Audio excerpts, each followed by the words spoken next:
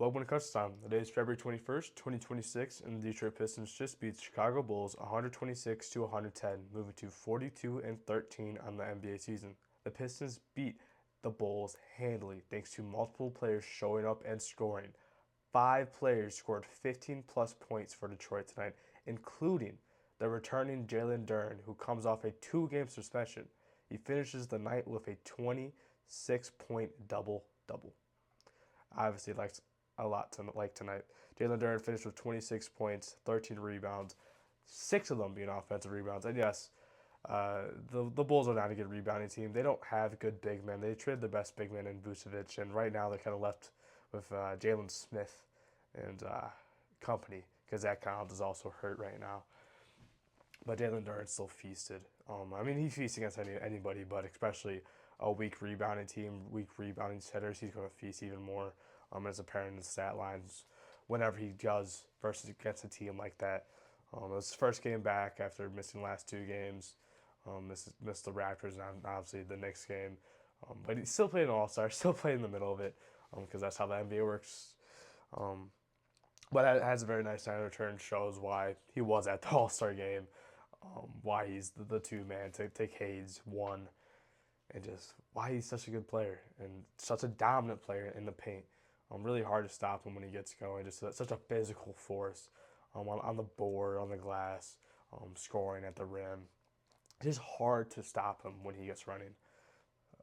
The only really way to stop him is him stopping himself with foul trouble, which he does happen sometimes, but today was not one of those times. He barely played. Had to play in the fourth quarter because this game was a 20-point game by then. Cade had a very nice night, like he always does and like he's been having. Finishes with 18 points, 13 assists, 9 rebounds, and 3 blocks. 1 rebound off a triple-double would have been, I think, his 5th of the season. He was 4 for 5th. Could have easily had that rebound, but Jalen Duren tried to steal it, and then it went out of bounds. So neither of them got that rebound. And Cade didn't have another opportunity to get a rebound since he I think he only played about 3 minutes of the fourth quarter, and it was at the very beginning. They kind of put him in, like, hey, try to get your rebound. If not, sit. Because he did roll his wrist, thanks to a fall after Jalen Smith kind of tripped him a little bit. So at that point, it was like, all right, we're not going to risk you getting hurt so you can get a rebound. Would have been nice to see, though. Uncle T, Tobias Harris, very nice night. 18 points, 6 rebounds, 4 steals, I think 2 for 5 from 3. I mean, he's just a very consistent player right now. He usually gets 10 points, gets a few rebounds, usually makes at least a 3. Just does his job. Every once in a while, I have a game like that tonight, which is a more efficient night for him. From the 3-point, from rebounding stance, from just a scoring stance, I think it was like 8 for 14 or something. Just very nice shooting from Tobias at his old age. But he's just a very nice all around scorer right now. Obviously, he has that the layup package like most big men have. Has a little bit of a 3-pointer still, not as good as it used to be, but can still make it when he's open. And then has that back down fade that I feel every time I see him shoot or attempt it, it's going to go in. I think he only does it once, maybe twice tonight. And he made it. I mean, it's like when I see him going into that motion, I know he's going to shoot. One, he's going to shoot it, and 2, he's going to go in.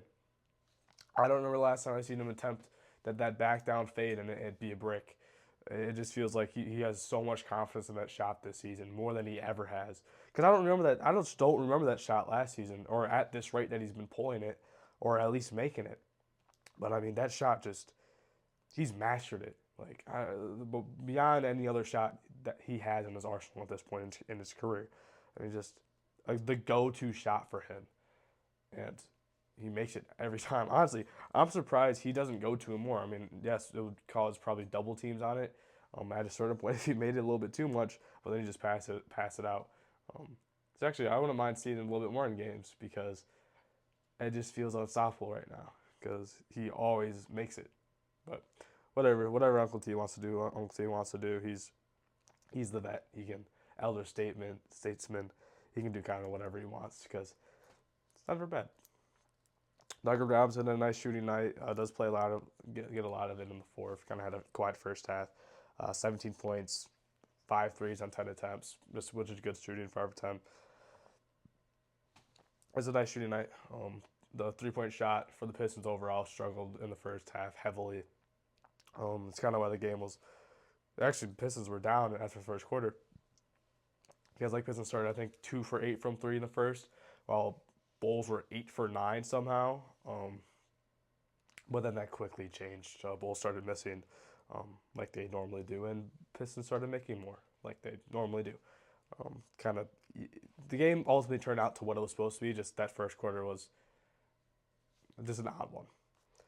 Paul Reed back to the bench. Back to the bench he goes for the next few games until Isaiah Stewart comes back, and Paul Reed's role kind of goes to nothing. Unfortunately, that's just how the Pistons work and how good of a how deep the team runs, especially those three centers that we have that are playable. Paul Reed finishes 15 points. He has 9 rebounds.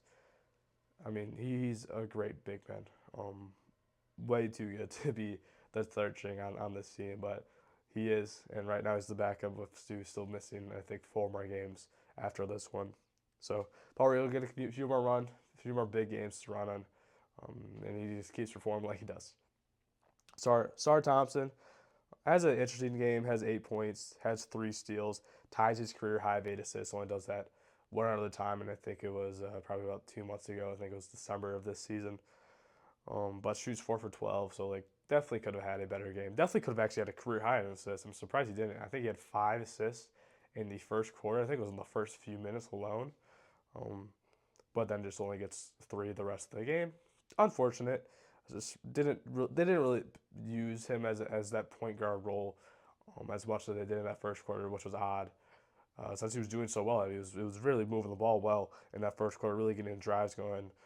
Just the first quarter, well, we lost, so I guess shifted from that game plan and went more towards the normal, which is fair because we win with that game plan.